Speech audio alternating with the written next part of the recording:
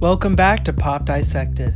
Today, we're going to be talking about the brilliance of Billie Eilish's song, Bad Guy, off her debut studio record, When We All Fall Asleep, Where Do We Go? We could talk about how Bad Guy is number 1 on 18 official charts, including the Hot 100. We could also talk about how the track was nominated for 5 VMAs, or how it's been enamored with critical praise.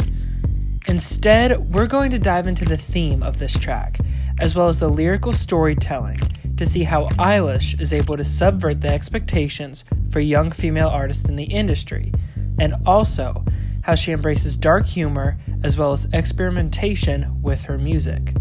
Bad Guy was released March 29th, 2019, the same day as her debut record.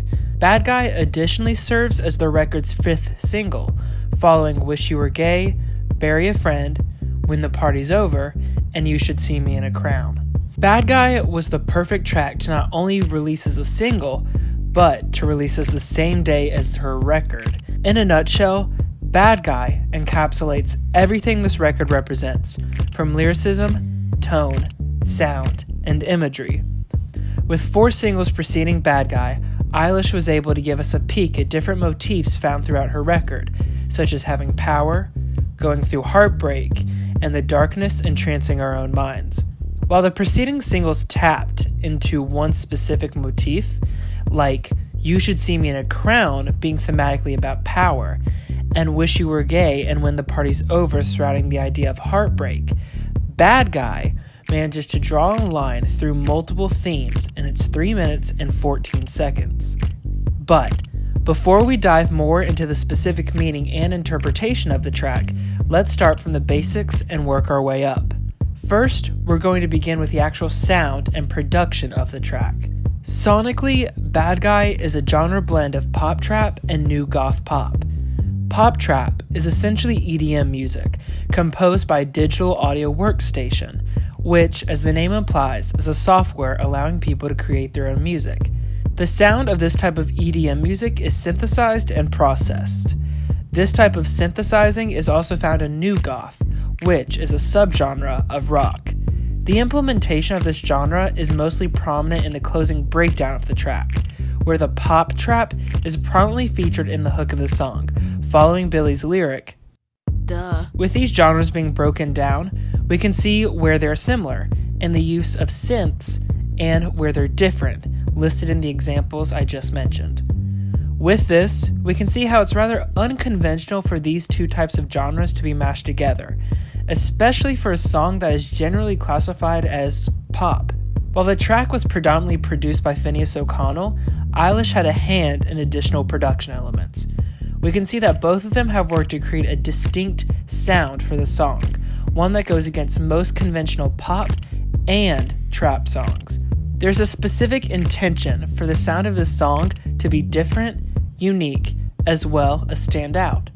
The track delivers a sound that is fresh and different, but is really just the clever merging of 2 different genres to make the track sound seamless and well blended. For a track that's generally considered pop, it manages to intricately weave in other genres in a way that only enhances the song. Bad Guy is the prime example on this record of a track expertly combining mismatched genres. The record is one that plays with experimentation in every one of its tracks, from vocals to sounds to the actual music. However, Bad Guy is a track to perfectly showcase a smart combination of musical genres in a unique and unexpected way. Next, we'll discuss the lyricism of the track. The lyricism in the track tells a vivid story, in which Eilish is put into a very unconventional role. In the song, she asserts herself as the dominant one in the relationship that she speaks of throughout this song. In a way, she almost berates her partner, portraying them as merely a plaything. Rather than going with the conventions of being a young girl in love and yearning over romance, Eilish is playing the role of a young woman taking power over her partner, making herself to be the tough one, the strong one, and the bad one. She takes a position that many young female artists haven't explored. Almost in a way, she puts her partner down while simultaneously lifting herself up. Basically, Billie makes herself out to be this badass that doesn't follow rules and has no intention of doing so. While the character Billie portrays in the song is a seeming rule breaker, Billie as an artist is one as well. Billie doesn't submit to the idea of a wide-eyed young woman staring out her window as she pines for love. There's nothing wrong at all with writing from this perspective. However, Billie's rejection of this convention is pretty groundbreaking and interesting.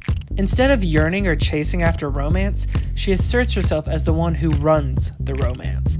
She's the boss and she's in charge. She asserts her identity while questioning her partner's own. She also plays with some questionable ideas in her lyricism, such as bruises on both my knees for you and might seduce your dad. Two lyrics that have generated some controversy given Billie's current age.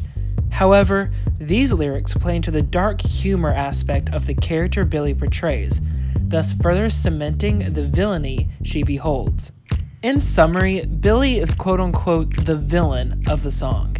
She demands to be in a role that women don't often fill, because the industry sometimes expects young female artists to be cute, romantic, and rebellious, but within limitations. Bad Guy is a song about a character.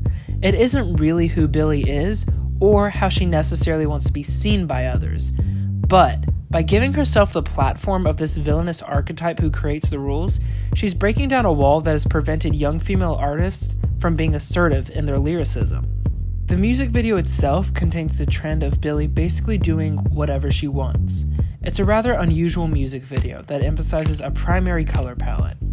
While seemingly random and odd, the video clearly shows Billie in positions where she is having dominance over men. Whether she's handing a man her Invisalign, sitting on a man while he does push-ups, or pouring milk into a man's mouth, she has control throughout this entire video. Another thing to note in the video is Billie's bloody nose dripping on her white shirt.